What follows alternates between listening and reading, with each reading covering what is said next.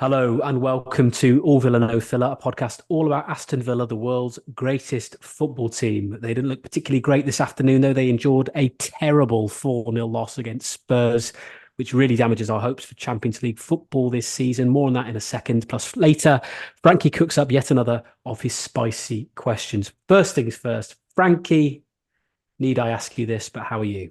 I was having a great week until today. It was all going well. I'd just been to Ireland, see the family out there. It was had a fantastic time, great wedding, and I was just swimming through the week, thinking, "Yeah, can't wait for the big game this weekend. We've got Ajax away. Go out there, get the job done. Bring something back to Villa Park." And then I thought, Tottenham, this is it now. This is going to be a tasty old clash, ain't it? Yeah. And when we beat them last time, I live in an area that's very much halfway between Arsenal and Tottenham Stadium. So you kind of get a half and half around where I am. And the last time we beat Tottenham, I sort of wore my Villa hoodie around, that evening. I thought, I'll walk around and, see if I can wind up a few people just by, my mere presence, which is quite a common thing that happens actually, just me being around. Sure.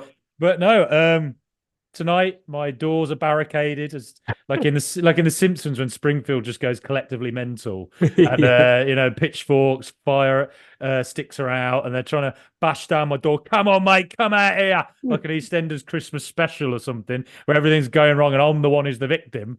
And they're all screaming at the door, "Mate, Cash, take that, mate, take that, mate, bloody Cash," with their bizarre obsession with Mate Cash. But look, Cashy is a very handsome man. He's a very, very handsome Certainly is. individual. I'm sure there's lots of people who are obsessed with them. Such a pretty man who could be the lead in any boy band. If he was in the X Factor or Britain's Got Talent, lead singer, they'd walk it. They'd walk it. Become the biggest selling band in the world. Um, Absolutely. but yeah, I try to lighten the mood because that was brutal. It was not good, was it? I've got this image of a Tottenham supporting Frankie Maguire doppelganger, who is currently now walking around North London when we beat them at their ground early this season. But yeah, it wasn't pretty viewing. On Mother's Day as well, Frankie, of all sacred, hallowed days. You Sticking know, I him. couldn't I couldn't even look my mum in the eye after watching that. I just said, sorry, mum. I hope I'm in a better mood next year, but I Hmm. just can't be with you right now. I need to be alone with my thoughts in a dark room with Frankie barricaded into a room together, so we can just sit in silence and think like some Quakers or something.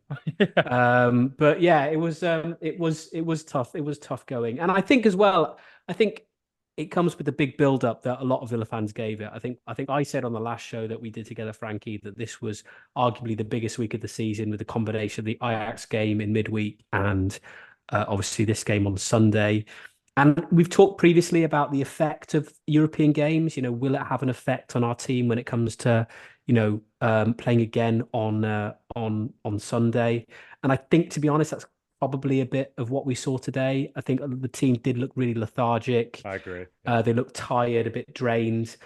The game in Amsterdam against Ajax, I think it was a tough game. It was a hard fought draw out there, and it took it. I just think it took it out of our players, and then to off the back of that game, then to come in and face Spurs, who not only are a very good side, but also they are our direct challengers really for that top four position.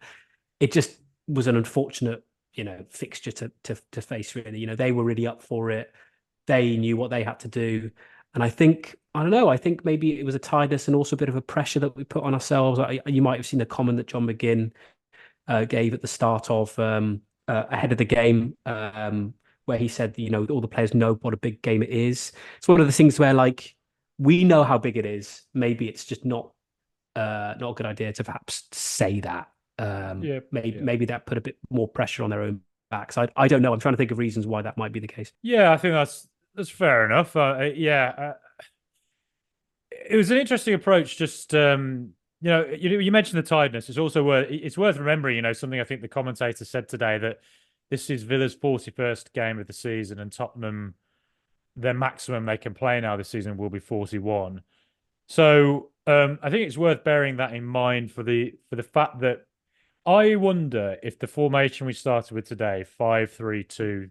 a hybrid 3-5-2, but it looked more like a 5-3-2. Yeah, it did. Yeah.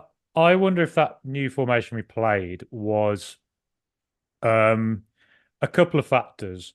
One, Emery has recently seen Villa get destroyed in the first 65 minutes by Newcastle and Chelsea at home, 3-0 down against both of them, end up losing 3-1. And the game just getting away from us, getting overrun. Mhm. He probably, and if you look back on the Tottenham game that we won 2-1 a couple of months ago, um, that first half was a real basketball game. There was no control to it, really. It was incredibly entertaining for neutrals, sort of the opposite to the first half today. Mm. And then also on top of that, if it's a basketball game, as it likely could have been, had we gone with our usual formation from the start, the likelihood is that because we've played on Thursday and Tottenham are a lot fresher, if that had been a sort of back and forth battle for 90 minutes, the likelihood is that Tottenham had the energy reserves and the personnel on the bench to come off the bench to change the game and probably win it. So I Mm. think I understand why Emery did what he did. I think it was a means to just control the game Yeah. and try and work with the energy levels and the squad that we've got. I mean, Emery never makes excuses ever, but it is worth just stating as a fact that Villa have got horrendous injury problems or have had terrible injury problems this season. So, following that Thursday to Sunday, tough away day at Ajax, exerts a lot of energy. Then we had this game today. So I think in the first half, the 5-3-2, actually, it threw Tottenham off their game because they would have had a game plan for us. That probably would have been quite similar to what to Chelsea and Newcastle, similar structure. But instead, actually, I think it threw them off. I didn't think they didn't really create any chances at all. Mm. And it also felt at times that we were going long to try and hit their high line. Yeah. And it felt like Watkins was causing Romero some problems, but not really doing anything with it. Mm. Van den Ven, I think, by the way, is going to be the world's best defender at some Yeah, he's point. top I player. think he's just absolutely what an amazing signing he's been for Spurs. He was brilliant until he obviously went off. But I just thought that there were actually moments where we could have got a goal in the first half, and they were quite sloppy at times at the back at Tottenham. They did give it to us a bit. It's Yeah. easy to forget all that now, but it actually kind of worked in the first half. But as Ange Postecoglou said he thought energy levels were dropping towards the end of the first half. Hmm. And second half, it's a bit of a problem because again, I've seen this floating on Twitter. I'm sorry, I can't remember who wrote it because I want to credit them, but I have seen that we've conceded. I think the most maybe in the league. That I need to see that fact again, but we've conceded a lot of goals basically straight after the first half up to the 60th minute, and that does ring true actually when I think about it. And today it just felt a little bit like Pape Sarr got more into it early Mm. on. He was excellent as well, I thought actually, in the second half at least, and his ball into Madison was just Yeah. Yeah. absolutely brilliant. And that can happen. That can happen. That's fine. Okay, you just got to dust yourself down, get on with it. But unfortunately, my God, Konsa, I love Konsa. I think he's been brilliant Mm. for us this season, but I have absolutely no earthly idea what he was doing. And it was such a Yeah. costly moment Yeah. to give that second goal away.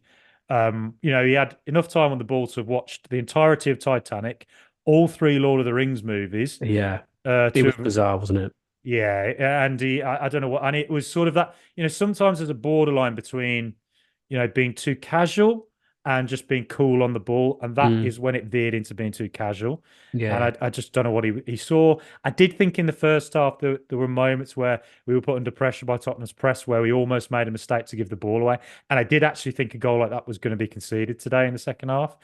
But I didn't expect it to be in the way it was, in that Conte actually had loads of time and just sloppily gave the ball away. So I mean, how costly do you think that was really? I think that was the defining moment for me because I Yeah. thought, 1-0 down, okay, they score a goal early in the second half, but you always think you've got time then to turn it around and the last thing you want to do is concede so soon after. Basically, you want to after a goal is conceded or scored, where you just need to just relax, reset, refocus. And unfortunately, that moment deprived us of that. And I think the nature of it as well unsettled the team. Because I think, Konsa has been very reliable this season. He's been arguably one of our best players this season. So for Oh him yeah. to do something like that, I think the players around him were perhaps unsettled by his decision-making process. And then it just means that when you're 2-0 down against, as I said, us for Champions League football this season, that's when I think players start to panic because they know that, well, we have to get at least 2 goals to get a point out of this.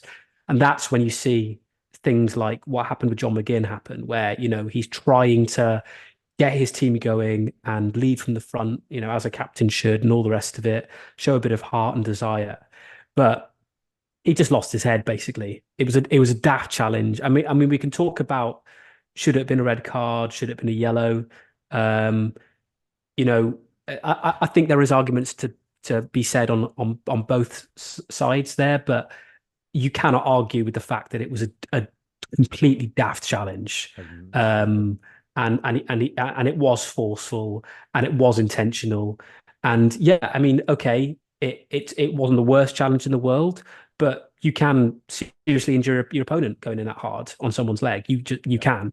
And so, he did get a straight red. Was the ref influenced by, I mean, obviously where it happened was right by the touchline, so right in front of the Spurs bench.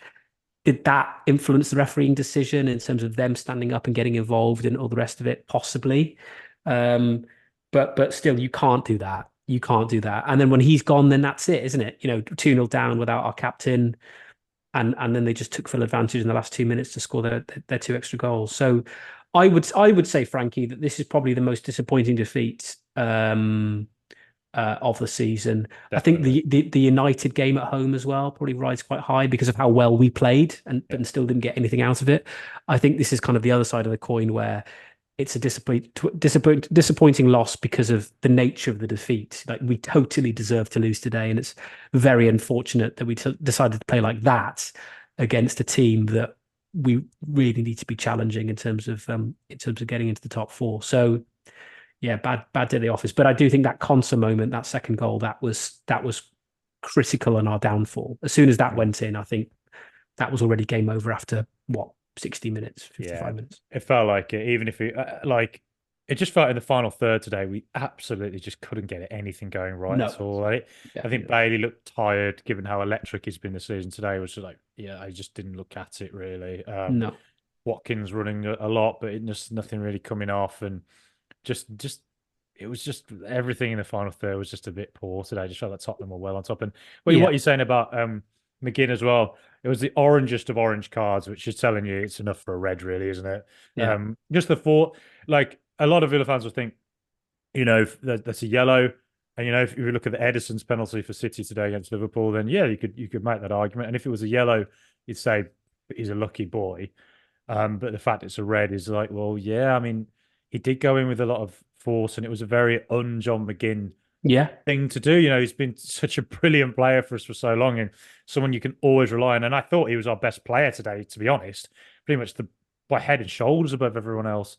And so for him to make a decision like that, Konsa pointing at his head after it, which was enough to say Konsa's showing you. Konsa knew, didn't he? Konsa was like, he said like Guinea, like, what you lost it there, didn't you? Yeah. Which is like, I think it's a bit rich, because if Konsa used his head a bit more, then maybe he would have made his daft decision earlier in the match. But anyway, it is frustrating, and now it means we're without our captain for 3 very important games with 10 games of the season to go.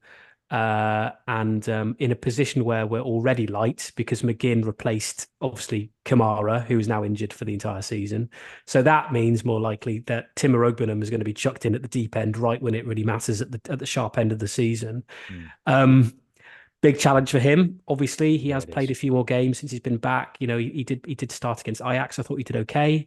But yeah, I mean, there's a lot of pressure now on his shoulders to stand up, and who knows? I mean, I'm hoping he can do the business, and you never know.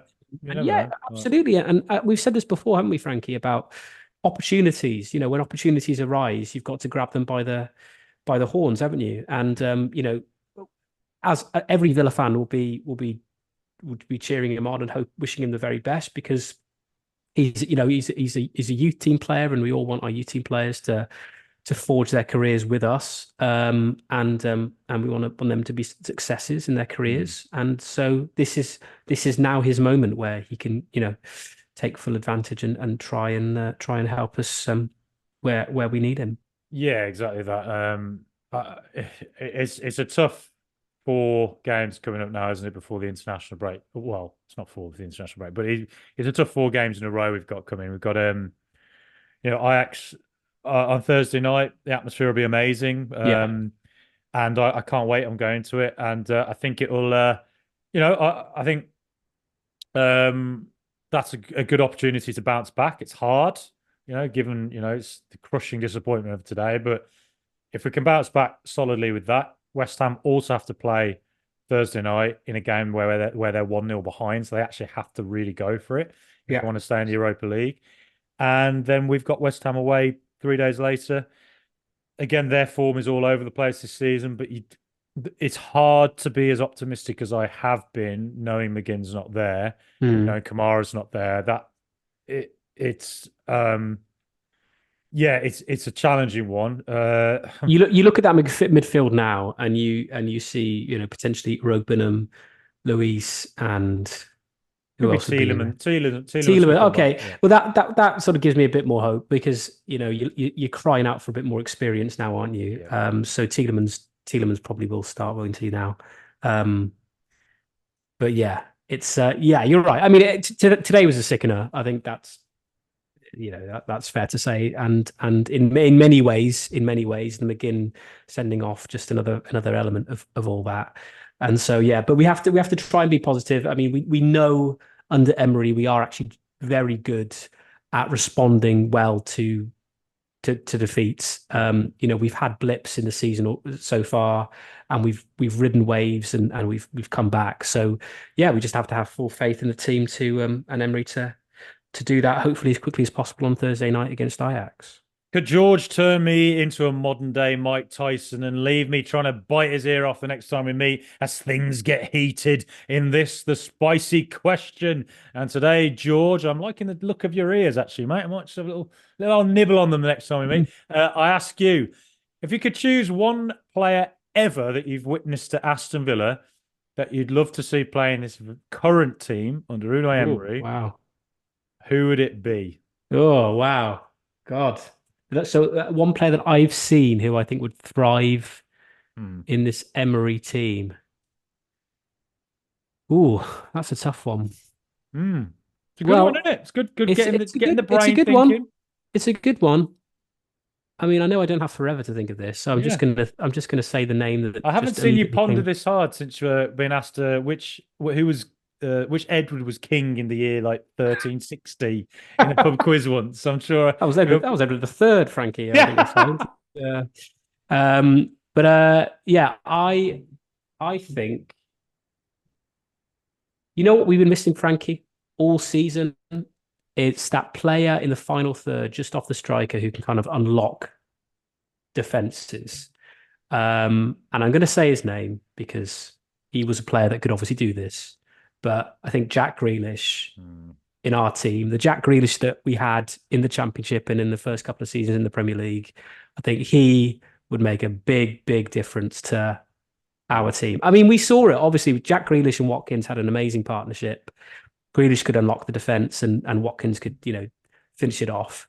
And yeah, I mean, he would fit in perfectly, wouldn't he? He'd be the I, player that you'd want. He can kind of like drag players out of position, yeah. weave in and out. It wouldn't be the Man City Grealish, the direct kind of, pragmatic Grealish. It Yeah. would be the kind of like flamboyant, the flamboyant Jack Grealish that we knew and loved at Villa Park, for a few seasons ago. So Ima- yeah, I would say he would be the man. Imagine that. Imagine that front three where you'd have Grealish just off the current Watkins with Leon Bailey in his current form Oh playing on the right. God, My goodness.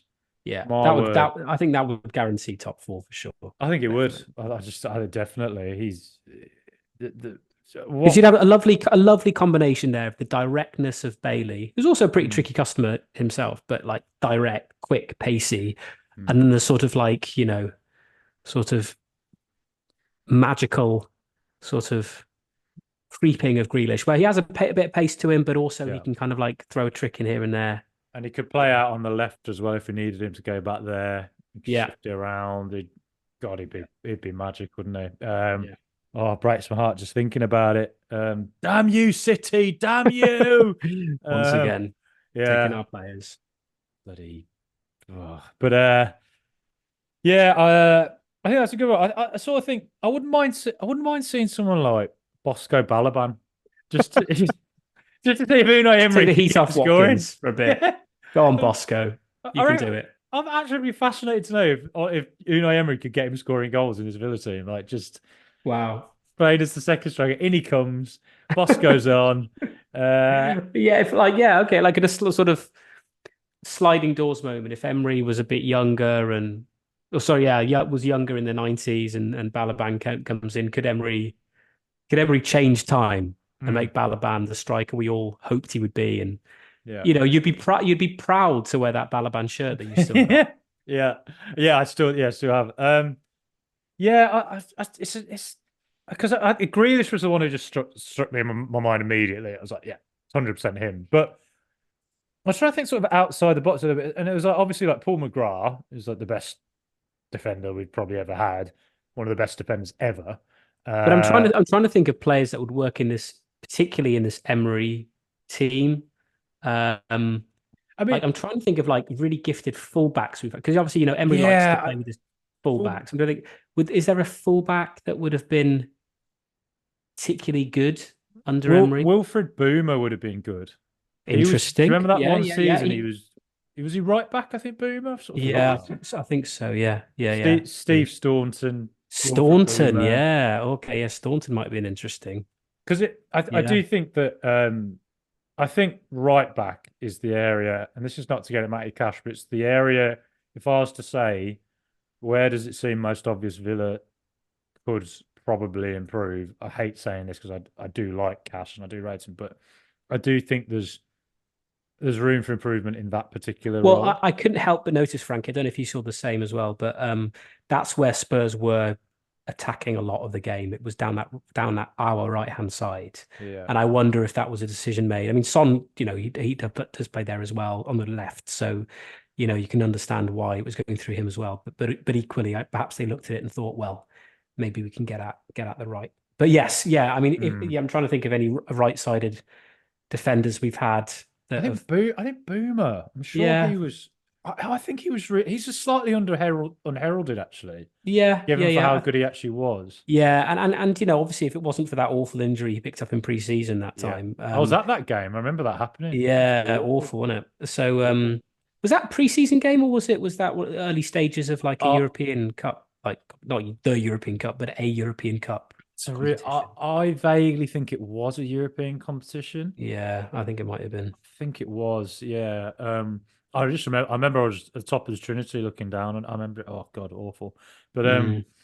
like again, but maybe like someone like a Luke Nealis would have been, again another player we lost Yeah, to a a bit of a terrible maverick. injury, Yeah, yeah, and yeah. him as that second striker, just or Mm. maybe could play as the striker, and again like that dynamic of player that we like. I think Zaniolo's supposed to be that, but it's not really. Paul Essentially, Merson, it doesn't work.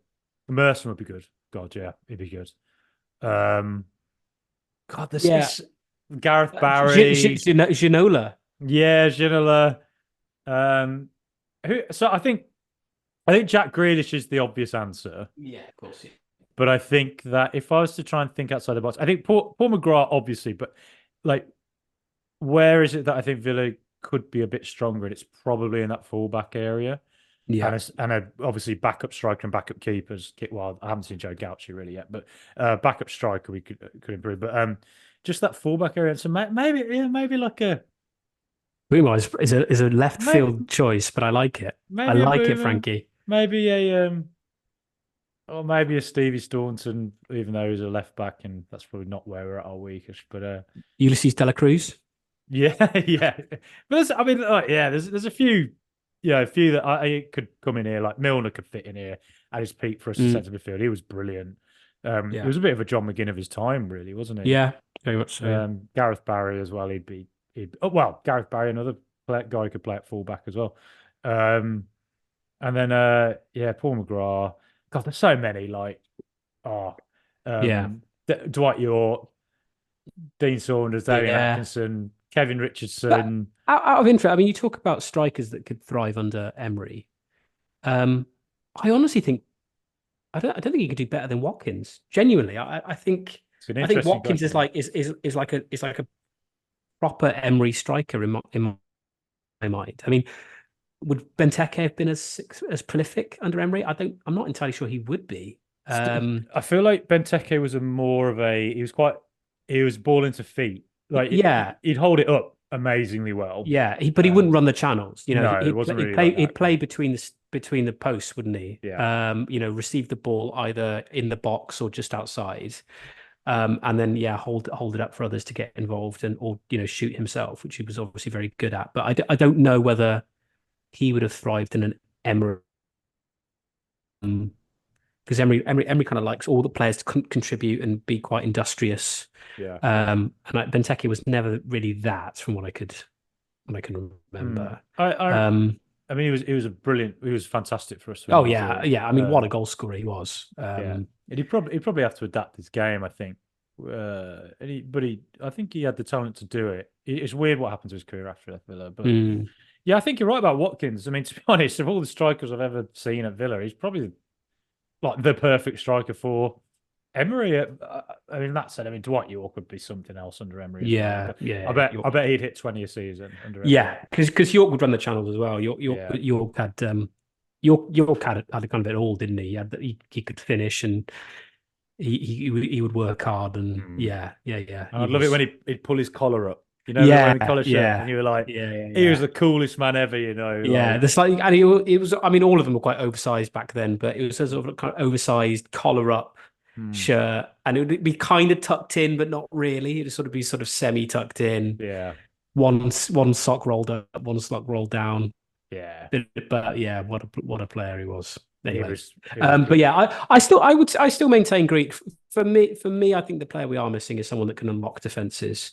We've struggled with that kind of all season. I think Buendia would have probably played that role if he wasn't injured all And, season and probably been very good at it. But do you know what my theory on Buendia is? In pre-season, he was really, really hot. He was yeah, really good, he was and I really good. wonder if he might have been on course for a bit of a Bailey season. Yeah, That he would have got to an even higher level than I think we anticipated.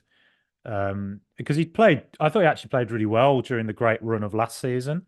yeah. Yeah, I think you're right. I think given that Zaniolo's not been an adequate replacement for him, really, I think Zaniolo can't play centrally. That's my theory on him. I think he's a right midfielder, and we're Mm. stacked in that position. And I can't.